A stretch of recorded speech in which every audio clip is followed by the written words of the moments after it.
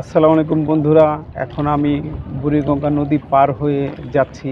আজকে যাব আটিবাজার হাটে। সেখান থেকে আমি দেশি মুরগি কিনবো। আর আটিবাজার হাটে আপনার হাঁস মুরগি কবুতর এগুলো বিক্রি হয়। তো এখন আমি ঢাকা থেকে কেরানীগঞ্জ যাচ্ছি, নদী পার হচ্ছি, হাটে দেশি মুরগি কিনবো। আপনাদেরকে সুন্দর সুন্দর কিছু দৃশ্য দেখাবো।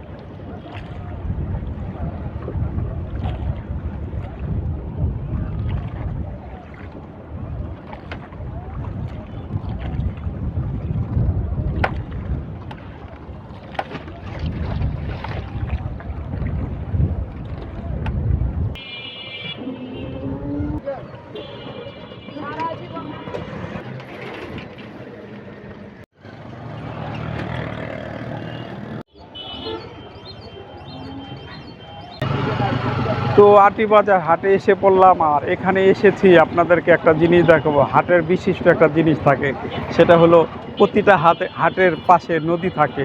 আর নদীগুলো হয়তো আগের দিনের হাটে এই নদীতে করেই আসতো সবাই, তার জন্য প্রতিটা হাটের পাশেই নদী থাকে।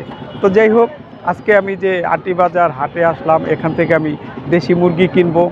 আর দেশি মুরগি আমি এভাবেই কিনি। আমি এই হাটে 5-6 বছর ধরে মুরগি কিনি, কখনো খারাপ হয়নি। কিন্তু একবার একটু খারাপ হয়েছে, সেটা একটু স্বাদ কম ছিল, মনে হয় সেটা ছাদের মুরগি বা কম জায়গার ভিতরে পালন করেছে। তো যাই হোক, আর এসব জিনিস দেখে শুনে কিনতে হয়, কেনার আগে বুঝে শুনে কিনতে হয়। দেখে শুনে ভালো মতো কিনলে জিনিসগুলো ভালো পড়ে। তো দেখি, আজকে হাটে যাব, মুরগি কিনবো, আপনাদেরকেও দেখাবো। আর এই হাটে কিন্তু শুধু মুরগি, হাঁস মুরগি বিক্রি করে না, এখানে ছাগল, খাসি, তারপরে বিভিন্ন ধরনের জিনিস ইত্যাদি ইত্যাদি, দুধ আছে, গরুর দুধ, অনেক কিছুই বিক্রি করে। বিভিন্ন পাখি, কবুতর, অনেক কিছু সমাহার এই আটিবাজার হাটে। তো আপনাদেরকে আজকে দেখাবো।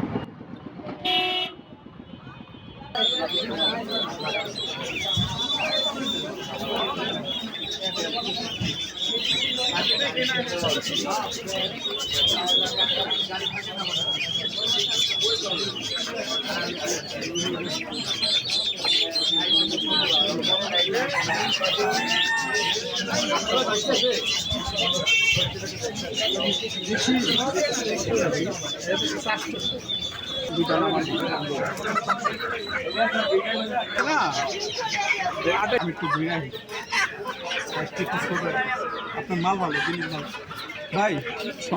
1100 নিবে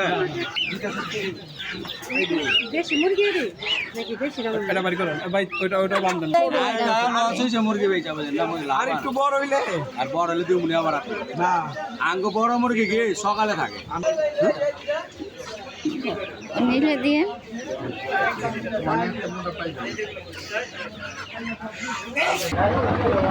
তো বাজার থেকে অনেক দামাদামি করে 7টা মুরগি নিলাম, মোরগ মুরগি।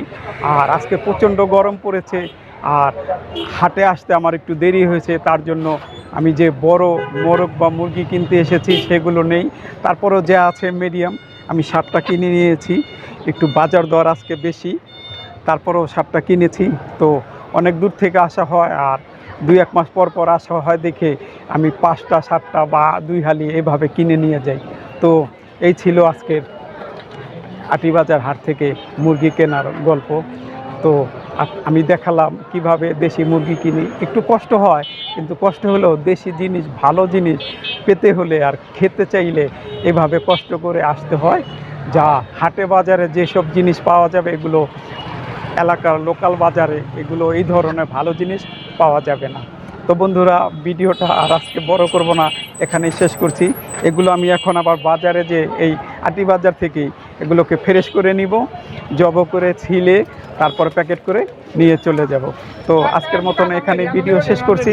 দেখা হবে, কথা হবে অন্য কোনো ভিডিওতে, অন্য কোনো গল্পতে। তো এই ছিল আজকের আটিবাজার হাট থেকে আলোচনা বা গল্প, যেটাই হোক দেখালাম আজকে। তো ভালো থাকবেন, আল্লাহ হাফেজ।